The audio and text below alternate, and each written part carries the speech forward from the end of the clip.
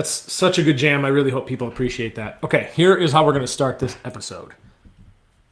We are going to go through some. I have a couple questions for you. We're going to see how you do, and this Oh is no. how good's your geology and Earth knowledge. We're gonna find out apparently. I do know that denial is not just a river in Africa. True, that's a everybody knows that. So we'll start off with a softball. Which type of rock is formed from cool lava or magma? Um, I can there's give you I can give you multiple choice if you need. there's igneous, metamorphic, and basalt, right? So So you had two of say them. basalt. That's actually not one of the choices. It says sedimentary, igneous, metamorphic, or fossiliferous. Igneous. There you go. All right, we're gonna get a little bit harder here. What is the supercontinent that existed around 300 million years ago called? Pangea. Pangea. Very good. Very good. What gas makes up the largest percent of the Earth's atmosphere? Nitrogen. Yes, sir. What geological era are we currently living in? It's a good question. I don't know. Paleozoic, Mesozoic, Cenozoic, or Neolithic? Neolithic. There you go. Okay, I got three more and then we can get on with it. But I want to say I told it to give me some harder questions. So, and I don't know, I'll have to ask if this is correct because it doesn't tell me what the actual answer is. Which isotope is primarily used in radiometric dating to determine the age of ancient rocks? Carbon, uranium, potassium, or thorium? Carbon. It's got to be carbon, right? Carbon 14 because carbon dating. What type of metamorphism occurs over large areas due to tectonic forces and deep burial? Is that dynamic metamorphism, contact, regional, or hydrothermal? What were the four options again? Dynamic metamorphism, contact metamorphism, regional, or hydrothermal? Contact? Let's find out. Is it contact Also, metamorphism? you may be the loudest clicker of anybody I've ever heard. It's my microphone. It's my microphone. It picks up on a lot of stuff. Yes. Oh, it's regional metamorphism. Okay. All right. Final one. This is not related, but I want to ask you: what is the protein called that makes people allergic to shellfish? Chitin. No, I might have stumped you. It's not chitin. What is it? No other guesses. No. Oh my God! Now I'm drawing. Hold on. No. How the No. turntables- Oh, this is the most epic fail I've ever seen in my entire life. This is amazing. Something myosin. Why? I had it and I just drew the blank. Okay. What makes people allergic to shellfish? It is tropomyosin. That's weird. We have Yeah. tropomyosin in our own body. Yeah, so specifically the protein tropomyosin, a major allergen, is often the culprit. It views it as the body views it as an invader or a foreign substance. Anyways, okay. Thank you for putting up with our BS as usual, everybody. We can get on with it. This will be a good episode for you guys. I wanted to talk about the food industry because this is a topic that we've discussed throughout different episodes, but I don't think we've taken it to this. To sort of I don't know that we've had an episode dedicated solely to this, and specifically I'm interested in discussing how the food industry has evolved over time, and not just that, but how they market to us, how they sell to us, how they make us think. A lot of things in our culture are around food, and there's this whole it has become an industry, whether that's to give you actual sustenance because you need food to survive, or if it's companies that are trying to make the most delicious, delectable things solely for the sake of making a profit. And then how does that influence you? How does that affect our lives? So, you kind of wonder, it's like, you ever have certain cravings, like fast food craving when you're stressed out, let's say, or if low fat sounds healthy, why is that? What is that psychology on us, right? That's not an accident. That's marketing. It's psychology. And again, it's been over 100 years of this evolution of food. So, anyways, that's what we're going to dive into, kind of the origins of our food system and ultra processed food, and just how everything has been shaped by that. But so, what? Let's just start there, Brad. When we talk about the food industry, to you, what does that encompass? Like, right? That to me, that's not just like restaurants or just solely the production of food, but there's this whole spectrum of what we mean by the food industry. So, I mean, it covers a spectrum, right. right? It covers everything from the local people in your community who grow crops and sell them at your farmer's market to the restaurants to the food that you buy from the grocery store. So it's the food industry is really the entire ecosystem of how we get calories into our body. And I think what's really important is we often hear the concepts of like the food industry is bad, they're out to make money. It's usually spoken in a negative context. And I think it's really important to understand that, yes, there's definitely the food industry has played a role in the development of obesity, right? But there's also the other side of the coin is true, in which the development of the modern food industry and food system and logistics and infrastructure has solved the problem of starvation for almost the entire world. For sure. Like, there's portions of the world that still struggle with like food scarcity, but for the large part, like the reason we can have a population of 8 billion people on the planet is because we can manufacture calories relatively cheaply. And so the like second, third, fourth order consequences of that is the industrialization of food and the capitalization of food has driven incentives to make food cheaper to produce and more enjoyable to consume. And that has second, third, fourth order consequences, some of them being obesity and chronic disease. But the most proximate cause is you can now get enough calories to feed yourself and your family instantly. Very easily, yeah. Like instantly.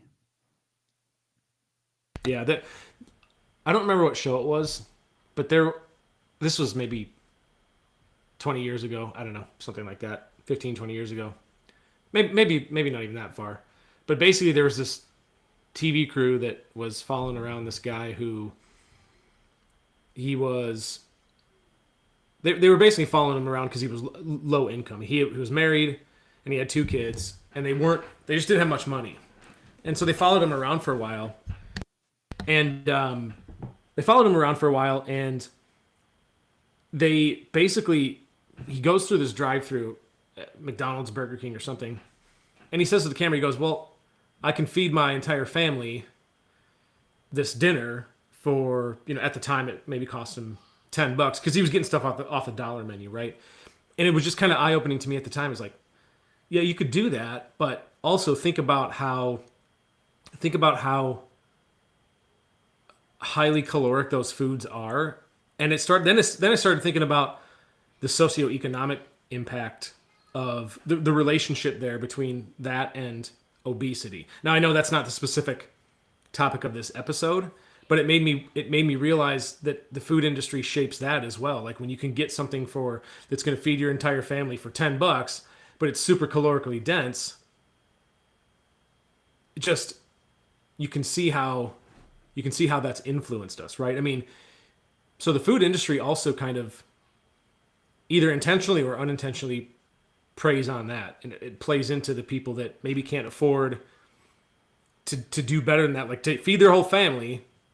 That's their best option, best bang for their buck, so to speak. But there's a downside to that, right? Again, high calories, you gain weight, it contributes to obesity. So there is that correlation there, and you can kind of see how the food industry has played into that. Well, I think to say, let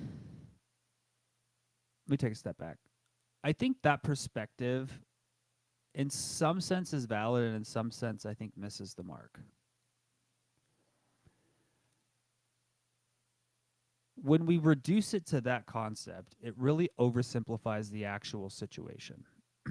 Let me take, for example, a restaurant like McDonald's, right?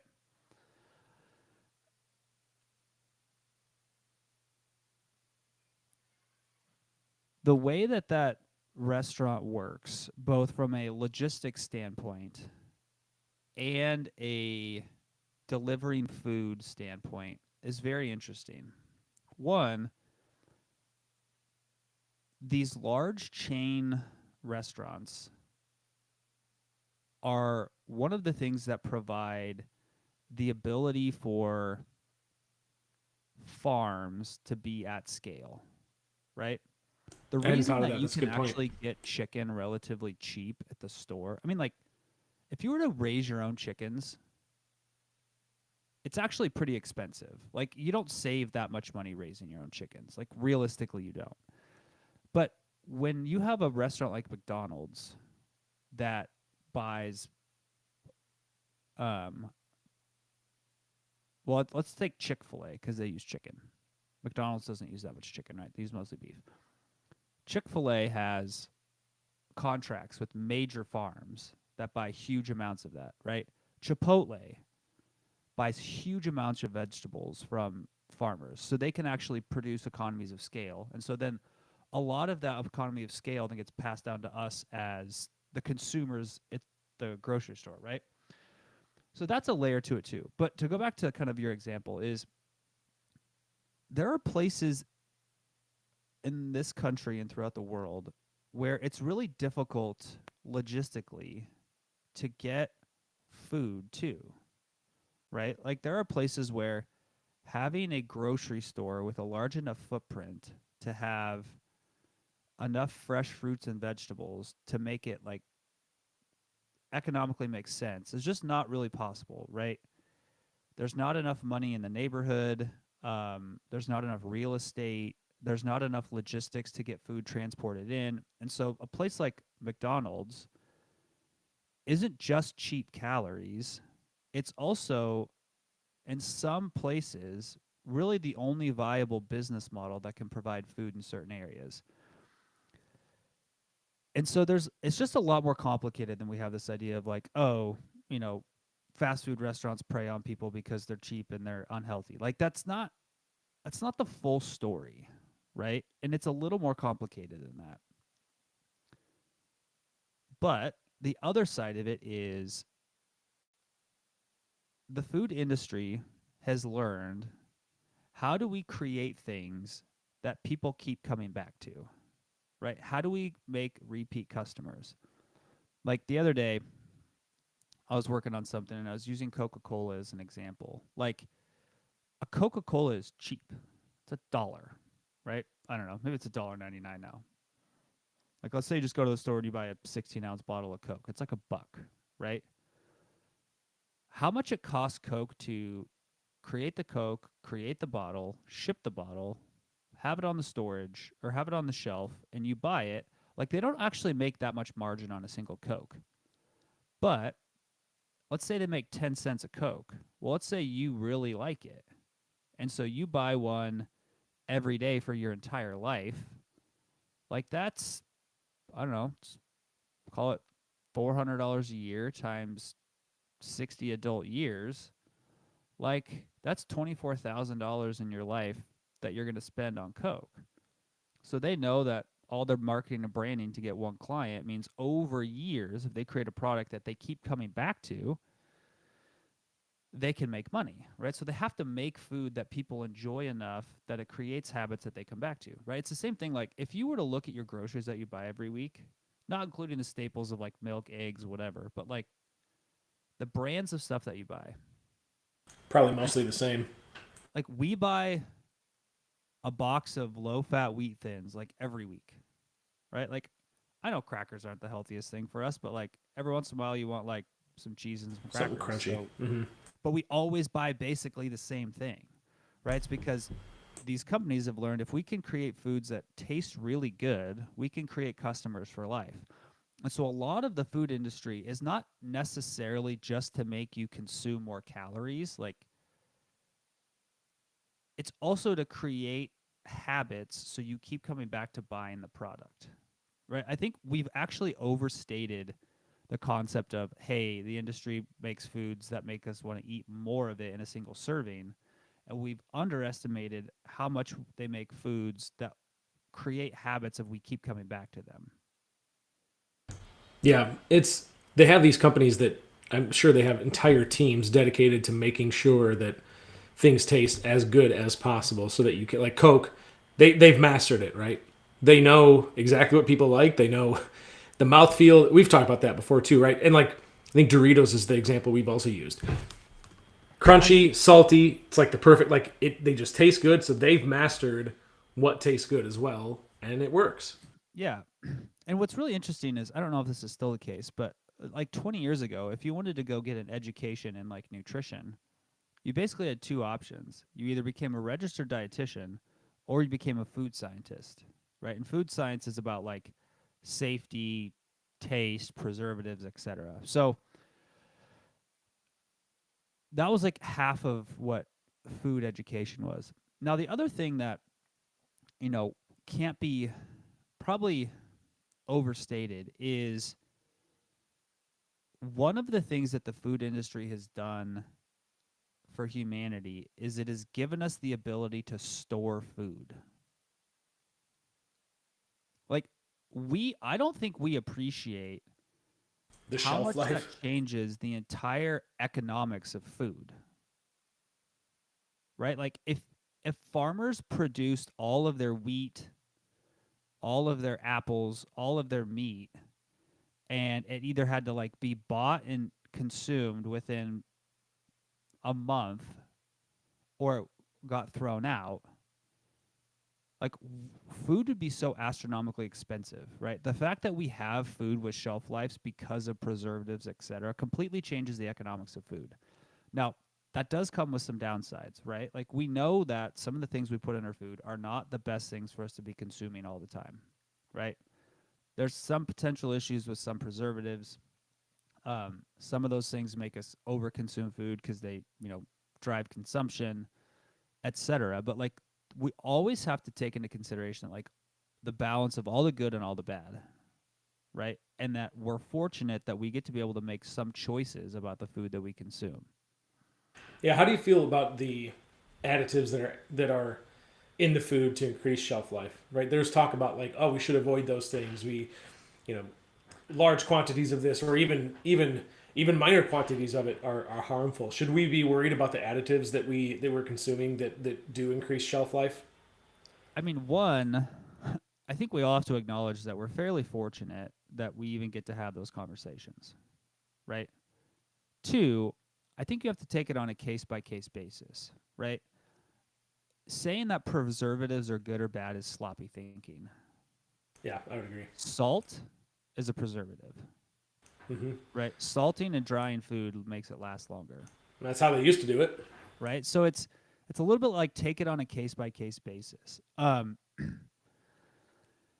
So I can't really tell you like, hey, all preservatives are good or all preservatives are bad. Like you kind of have to take it on a case by case basis. Now, I think sometimes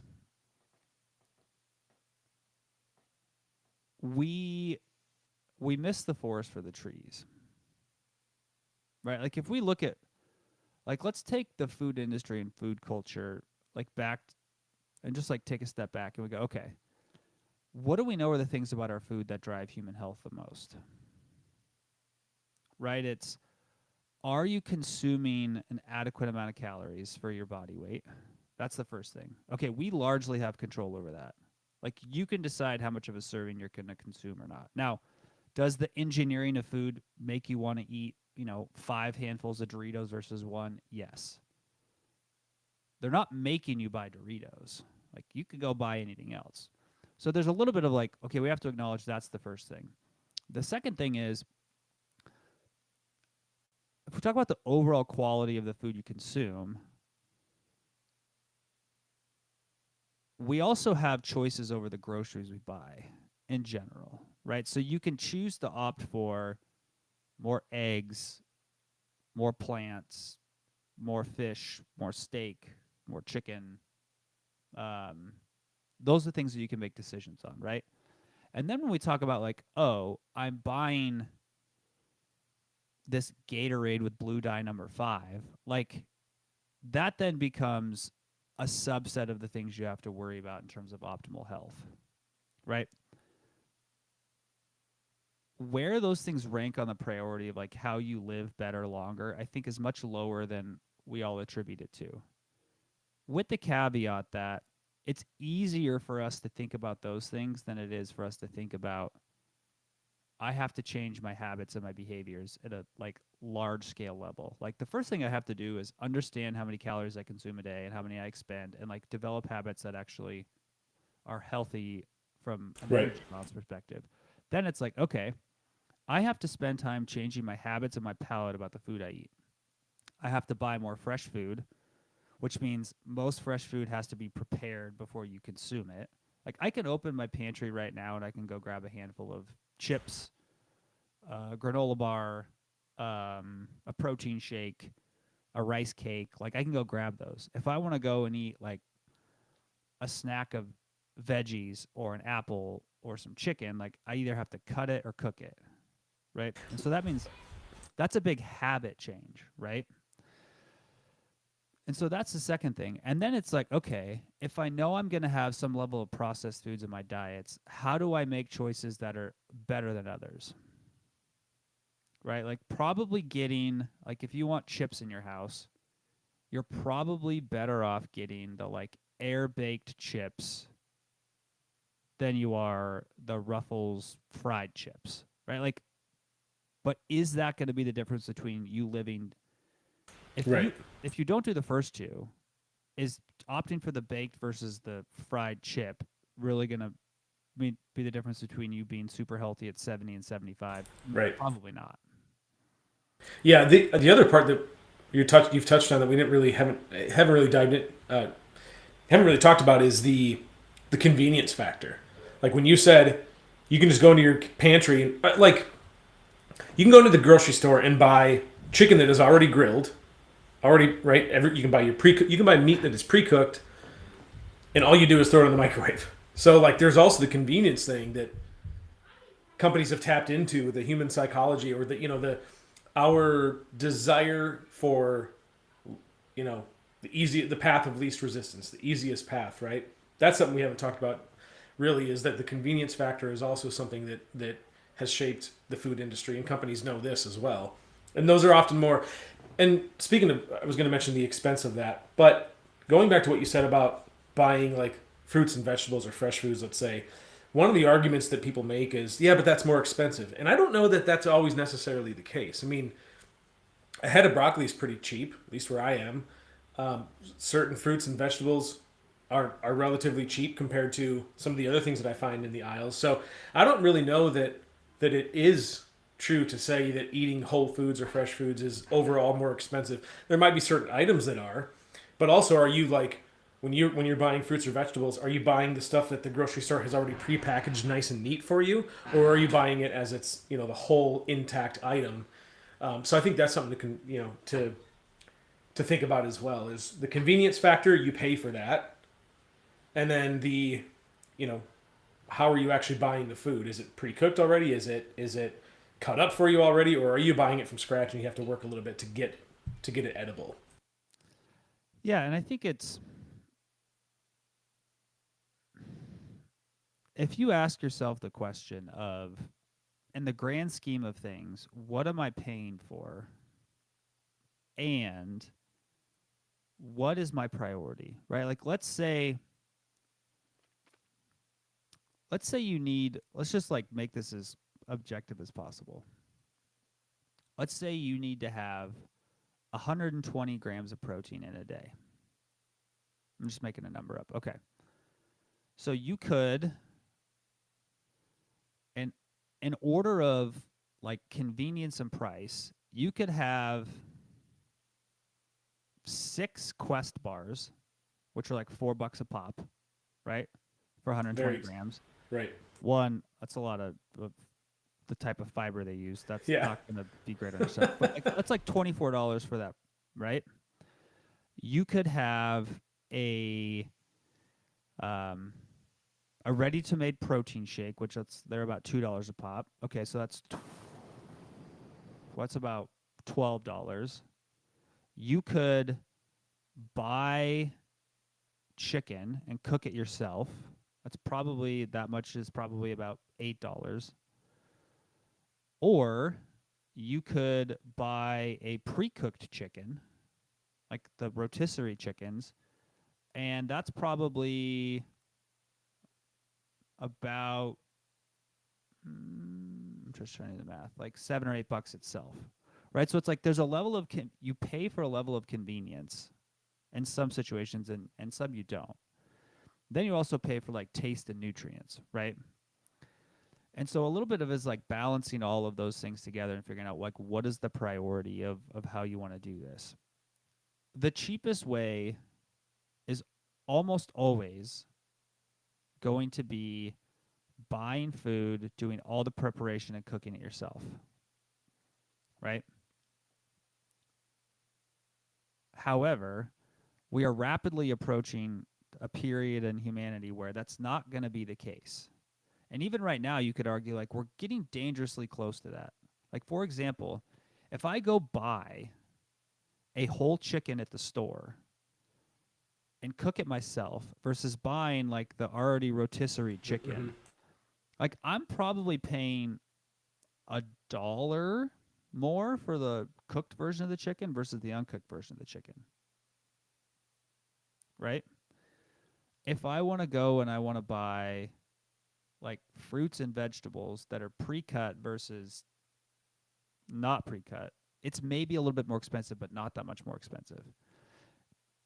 And so it really is going to come down to what is your overall dietary pattern and what's driving your choices. So when we talk about like the food industry, kind of bringing it back to that, a lot of this actually ends up getting boiled down to the food choices you make. If you end up eating mostly on the go, mostly at restaurants, mostly prepackaged food, the quote-unquote food industry and all the things that it does are going to have more of an impact on your life than if you buy most of your food and prepare it yourself. Right. And so where you are on that spectrum is really going to determine how much of the food industry, quote-unquote, affects your overall life and your overall health. Yeah. Yeah, and if you think about like how that's changed ever since, well, like post World War II, let's say, probably, that is kind of when TV dinners started coming around, snack packs. You know, instant everything was kind of around, was after the World War II era. And then working parents, what's that? The microwave. The microwave, right. Yep. Working, the parents that were working and their lifestyles changed, which demanded more speed and convenience. You know, companies responded with these engineered foods that were, they knew because of the way things are shifting, we got to design foods that hit that sweet spot, you know, that have sugar and fat and salt in perfect ratios, and they're convenient for people. So, and then, you know, along came vending machines, Lunchables, drive-thrus, fast food casual chains. So all of these things after that era started catering to how life had evolved, right? And now here we are. Do you think? What do you think? What do you think this will all look like in, let's say, if you had to guess, I don't know, I would say 100, but let's say 50 years. Do you think our world? Do you think it's going to look drastically different? Like, do you think we'll eat a lot different than we do now, and like for better or worse? So this is interesting. Let me kind of go back to your example. What's been really interesting is all those things that you mentioned that were like instant, quick, easy foods, they're not really a big part of our culture anymore. Like, when's the last time that you saw kids with Lunchables? Or when's the last time that you saw like families really actually having TV dinners? Like, that's just, those things are not really a part of culture anymore. But what has become a huge part of culture is eating outside of the house. Yeah, right? That's true. Delivery, fast casual dining, going to restaurants, takeout, like all of those things have become a much bigger part of culture. and the like instant foods we prepare at home have become even less. Right? What's interesting is like quote unquote the TV dinners and stuff and the Lunchables that came out, like those ended up, I mean, they probably had some stuff like trans fats and stuff that obviously increased risk of chronic diseases. But those occurred during a time when obesity rates were growing, but not like they grew in the 2000s, 2010, 2020s, right? Is that when it boomed the most, by the way? I mean, the biggest uptick has definitely been since the 90s. Okay. Like things Yeah. started to go up in the 70s, 80s, but like really it was the late 90s that things really Gotcha. started to get out of hand. But to kind of go back to your question is like food culture is continuing to change. And it's being driven by right now it's being driven by a few things. The biggest one is convenience and our schedules. Like the average US household with two parents who right now in most households both parents have to work like from a Yes. financial perspective, right? Hmm. So it's parents get up, maybe make breakfast at home, take their kids to school, work all day, come home, kids have practice. So it's like It's things tough to are make the yeah, convenience is driving most of it, right? for sure. And then like value, culture, economic situations is also driving it, right? That's going to continue to change. The other thing is, I mean, within the next 50 years, the development of more technology in agriculture and more technology and automation is going to drive the cost of food down even more. But all of that savings is going to come from the convenience of things being automatically prepared. So I don't think the calorie density convenience problem is going to get better. I think that's going to become worse. Yeah. Like calories are going to continue to get cheaper and easier to get. And so unless people learn about like how you manage calorie intake, et cetera, in a modern world, this problem is going to continue to get worse and worse. I think it's unrealistic, unless we have a massive change in society, to tell people, hey, you should probably just cook all of your meals at home. Like, I don't even do that. Like, that's just insane.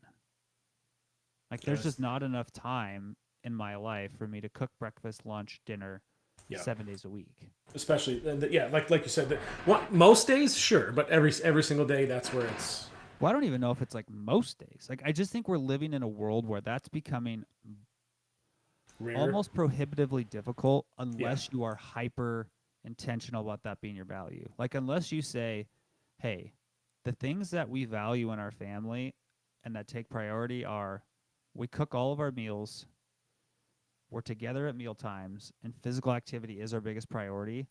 And you let career and everything else become secondary. Yeah. We're going to continue on the path we're down, and it's just going to accelerate. And so people just have to be much more vigilant and understanding and develop some level of nutritional literacy about what they're doing. I just don't think it's realistic to assume we're going to go back to the old days of like people are cooking at home and Yeah. I don't think it. everybody's. I think it's going the opposite way. I think unless you learn to navigate the modern world, Yeah. you're not going to. It's going to be really hard to succeed. So like Yeah. somebody the other day in the group posted something like, I feel like I should just be able to have some level of intuition and like know what foods I should be consuming.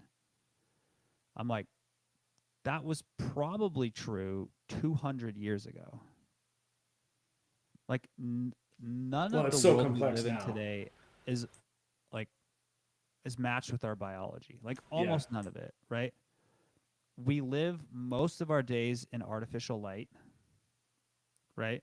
We have access to calories that are so much higher than the effort we have to put into getting it. We consume foods that don't really help us tie like hunger and satiety signals well. We have over the counter pharmaceuticals that help us manage and suppress appetite, caffeine being one of them.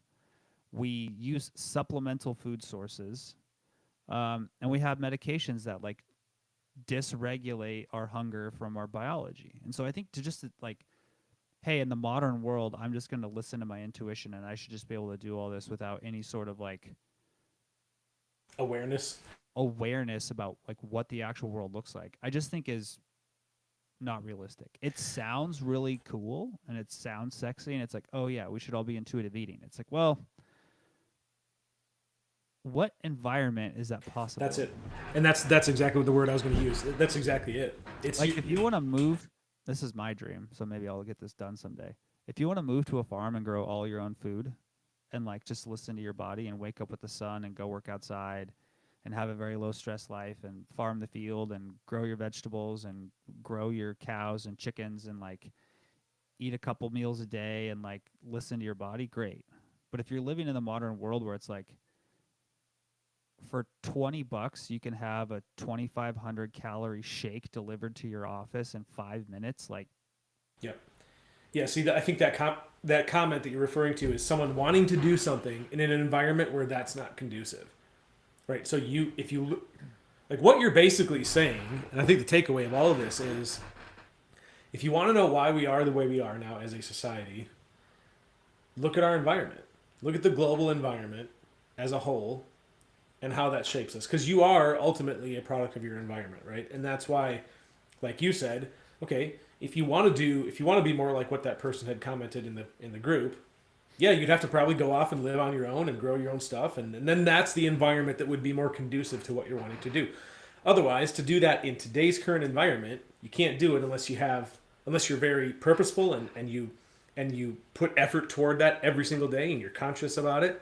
Yeah, then it can be done. But otherwise, that's not intuitive, right? That is concerted effort. That's not just effortless intuition. So I think that's the challenge.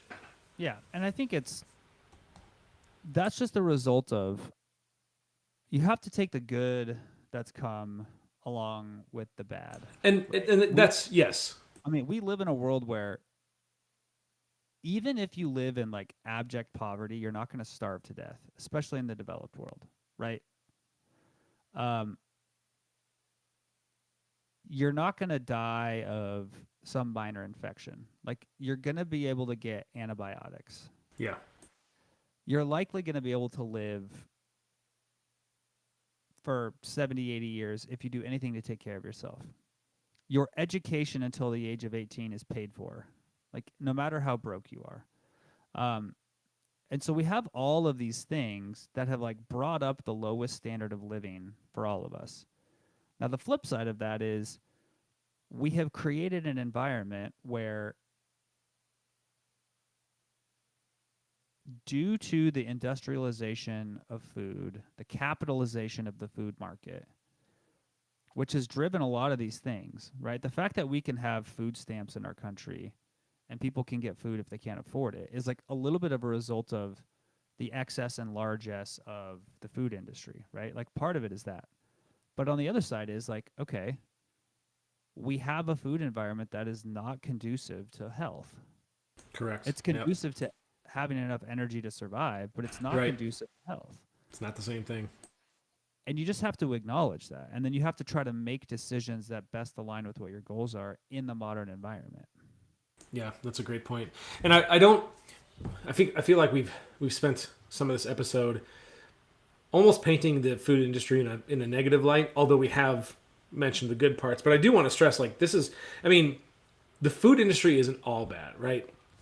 Like you were saying, global food security, right? Thanks to mass production and global trade, and famine has drastically decreased worldwide, and that's a good thing, right? Food fortification. If you adding salt and these other additives like folic acid, like being added to flour, that has had a positive impact on people as well. Emergency readiness, shelf life, you're talking about, shelf stable foods.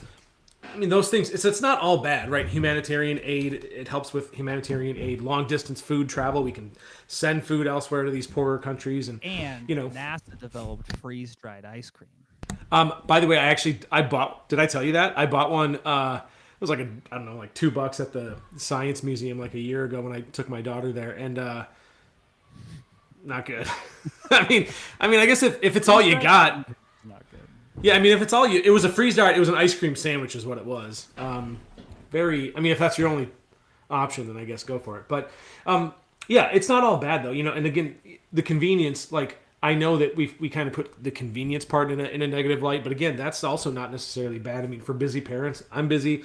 My wife's busy. We have 4 kids. For people who work, like our shift workers, students, you need to have quick options. So it's not all bad. I have a friend. Well, actually, it's my wife's coworker. Her husband is a pilot for Delta, and got to thinking about. This is kind of related, but a little bit off topic. But pilots, think about how much how little they actually get to eat like a good home cooked meal. Because when you're flying somewhere, you're in a hotel, you got to grab something quick. You're probably eating at a lot of restaurants. You're grabbing stuff at the airport. Like it's always on the go.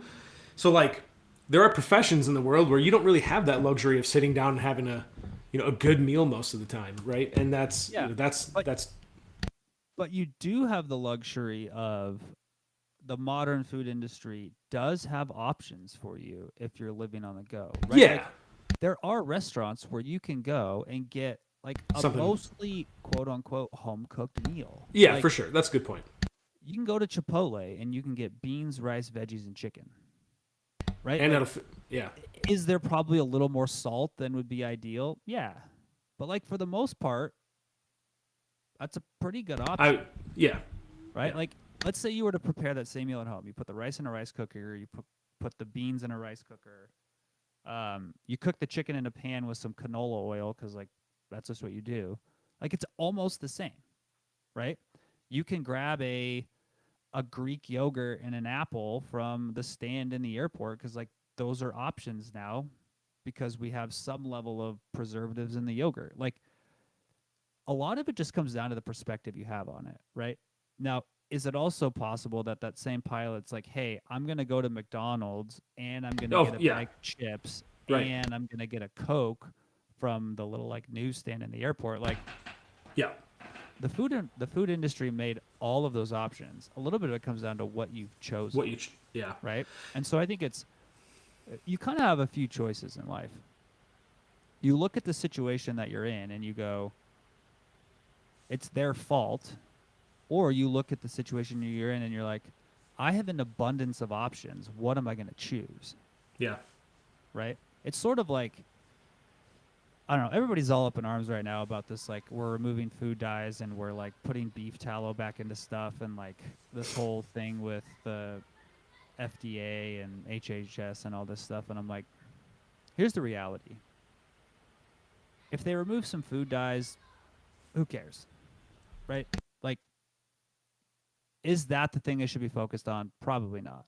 But you still have an abundance of options within the food system to choose things that align with your goals. Now, sometimes your options constrained, yes, but in almost all situations, you have the ability to make a choice that is somewhere on the spectrum of better to worse. You can choose better. Do you think, though, I don't want to keep talking about specifically the pilot's profession, but how much of that lifestyle do you think is a contributing factor to the fact that pilots have a higher risk for developing cancer? Or do you think it's more? Do you think it's more about their altitude and closer to the radiation up there? I think it's more radiation. Think so? Okay. Yeah. I mean, there's been studies that show a pretty high correlation between like number of air miles traveled and cancer rates. Gotcha. Okay. So it has more to do with that. Also, pilots technically have experienced younger? they've experienced less time than us because That's what I'm saying. They're younger. Yeah. Yeah. Relatively. Which is, yes, it's wild. Could be microseconds, but it's true. What's the altitude of Spokane? Do you know? Like 2,500, 2,800 feet, Okay. something like that. So about half a mile, let's say. So you are probably microseconds younger than I am. Well, no, because we're not the same age, so never mind. But you are microseconds younger than someone else. Your same age who lives. 1,800 feet. Okay. Let's see. I mean, that's still. The cabin's at 2,200 feet. Okay. Cool. All right. So I think the other kind of thing that's on my mind is just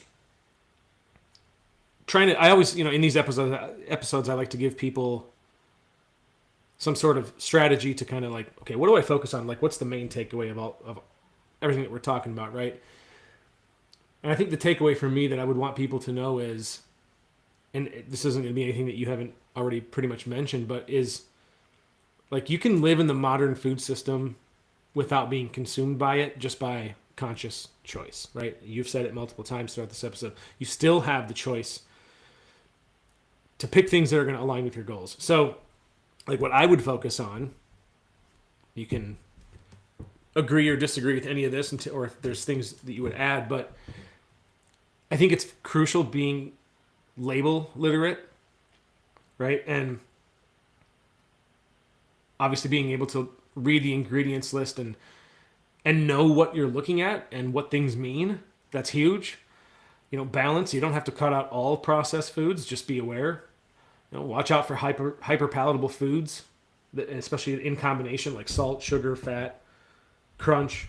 You know, that's like brain fireworks, right? So just being aware of hyper palatable foods and using macro tracking as a tool. That's something that we focus on a lot. That can be a very powerful thing.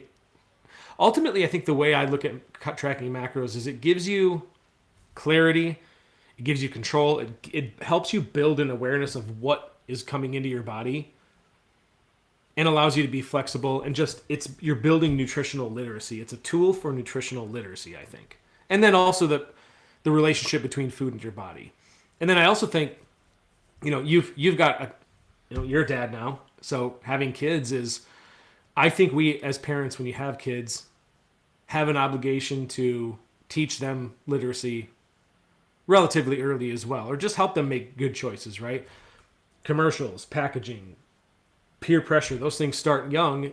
I think if you give them tools and knowledge to help them navigate those types of things, that can go a long way in their life too, because public education doesn't really teach those things. So I think it's about educating the next generation as well that can have a positive impact on us. And so, yeah, if you got kids, you know, teach your kids too. It doesn't have to be, hey, watch your calories, kid. It's just, no, hey, here's how to make a little bit better choices. So those would be my recommendations. I think the bottom line is just awareness is power, right? And you're not, you know, if you reach for a bag of chips, you're not bad. It's just, hey, those chips were designed to make you want more, but just be aware of that. It's all good. Like, what would you want people to focus on? What's your takeaway? I mean, I think it's just look below the surface.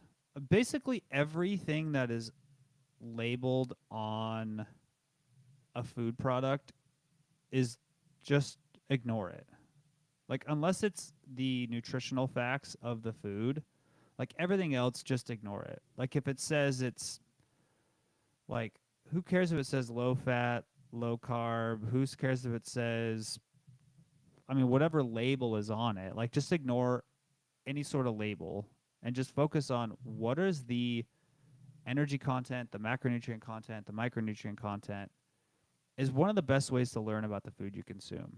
And then just track the habits that you have. I mean, I think if you were to poll people and ask them, like if you were to lay a table full of quote unquote foods, everything from like fruits, vegetables to chips, crackers, cookies, donuts, and you would just like give them a like a spectrum of quote unquote healthy to unhealthy, and you were to ask them to put all of those foods on that spectrum, like people's intuition is pretty good.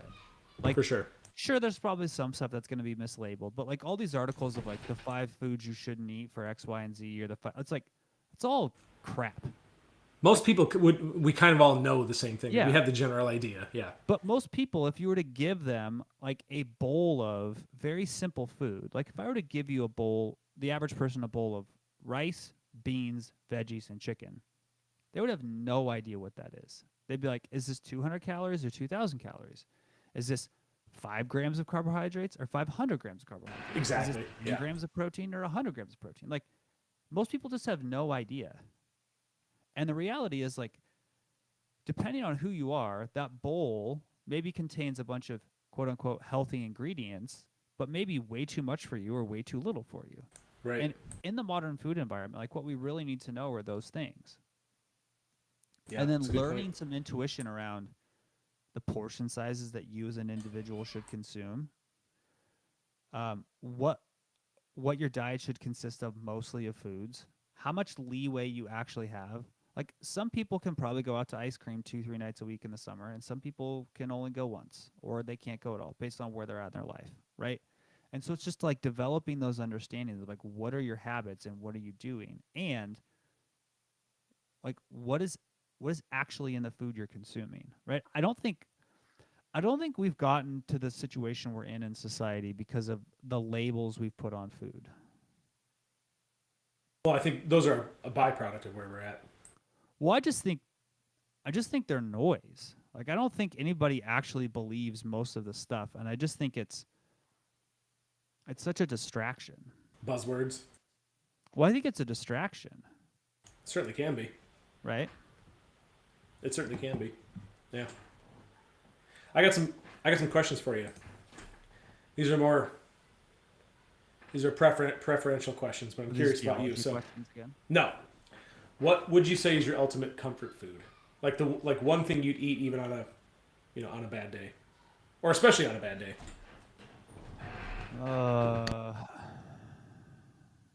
Or do you not have one? I don't have a food that like if I'm having a bad day makes me feel better. I have foods that like I enjoy that are like Sure. I mean Like probably, that's your definition of comfort food? I mean like I enjoy the experience of going out and eating ice cream. Okay. Like I don't like just have ice cream in my freezer and eat it at night. Like to me that's It's not the- enjoyable. But like walking You go out and get it. Yeah. like walking to the ice cream shop, getting a waffle cone Sure. with a scoop of ice cream, chatting with my wife while we walk back. Like I enjoy Yeah, that. Like For that's sure. that's a little bit of like a nostalgia ritual that I enjoy. I didn't know there was an ice cream store nearby you guys. Is it Mhm. down by True Legends or is it the other way? It's on the it's close by there. Okay. Yeah, that'd be cool. It's a good little family walk. If you could only eat one cuisine for the rest of your life, what would it be? Ooh. It would probably be either like Middle Eastern or Indian food. Indian food is Like so good. food from like Morocco Those- to yeah. India. Like and that strip is so good. Which So good. here's a really interesting fact. Not a fact, a theory, excuse me. What do you notice about all of the food cultures in the world that have like spice heavy Well, that's food? And spice can be like peppers, it can be Yeah, like yeah, I curry, just- it can be like ginger. What do you notice about them? well, that was the thing that you notice is how many of these other cultures use spices. No, But I like, guess what is unique? Like why? What is specific about those cultures versus the cultures that don't have that food? their geographic location. Yeah, they're all like around the equator. And the theory is that like a lot of these spices like ginger, cayenne, a lot of those things, curry have antimicrobial properties. So they used to keep food from spoiling. That makes sense. Yeah. Well, it's also why they used a lot of those herbs and spices as medicinally, back in ancient times. So that Well, they also used to bloodlet in medieval times too, and that typically works, so. yeah, that's maybe not all cases are right. Okay, since we have a little more time, I got a couple more questions for you. So, are you more of a grazer or a 3 meal a day kind of person, or just like I'm gonna wing it most of the time? I am more of like a one big meal a day person and like Okay. smaller meals and snacks. Like my breakfast is probably Smaller? 600 calories. Okay. I'll usually have like a late morning snack. I'll have a very small lunch. And then That's I'll usually have how I like do a it. bigger dinner. Yeah. Yeah, that's usually how I do it too. All right, be honest. What is the laziest meal you've ever thrown together? Handfuls of dry cereal. And then just to like chug the protein shake because I was like, I need some carbs and I need some protein, and we don't have any like bananas in the house, so I don't want to get a bowl and a spoon out, so I'm just gonna like That'll work. Stick my hand into the bag of cereal and just shove it in my mouth and then chug a protein shake. Okay, what is your go-to? I'm too tired to care dinner. Cereal. Okay. Cereal. What kind of cereal are we talking about? What do you have? Like Cheerios. Okay, Cheerios. So just like something. And like when I'm too lazy to cook, I'm too lazy to like go pick up food. Like Okay. I'm not even gonna go like order takeout and go pick it up, and I'm way too cheap to have it delivered. Like I'm not paying $15 to have something. Yeah, delivered. for sure. It's So ridiculous. I'm just like, my wife and I'll just be like, I guess we're just rotting tonight, and we'll just have like a protein shake and some cereal and just call Hey, it works. I That probably works. saved so much money in my life by just being too lazy to go pick up takeout. Was there a food as a kid that you hated but you love now? Brussels sprouts. For me, it's sauerkraut. Ugh. Yeah, I Hated still it don't as a like kid. sauerkraut. Oh, I love it. What would have been in Brad Dieter's lunchbox in elementary school? PB&J, an apple, a string cheese, probably some crackers. Okay, so it's relatively normal. Okay. How far away from your microphone are you? Do I sound quiet? I'm leaning kind of back. Was I I quiet? think you just ruined this whole episode's volume by doing that. Sorry. I'll get it in post. I'll increase it. If you had to eat one food every day for a month, no variety, what would it be? Like a single food item, or can it be Yeah. like from a restaurant? Just like what's like you could only eat one food item for a month.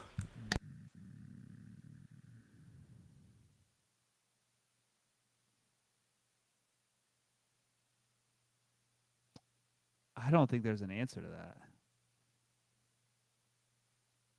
Because like if I said steak, I'd have no carbohydrates. No and I would carbs, right? Yeah. If I Well, said ice cream, Just say pizza. Say pizza. Oh, yeah, then pizza.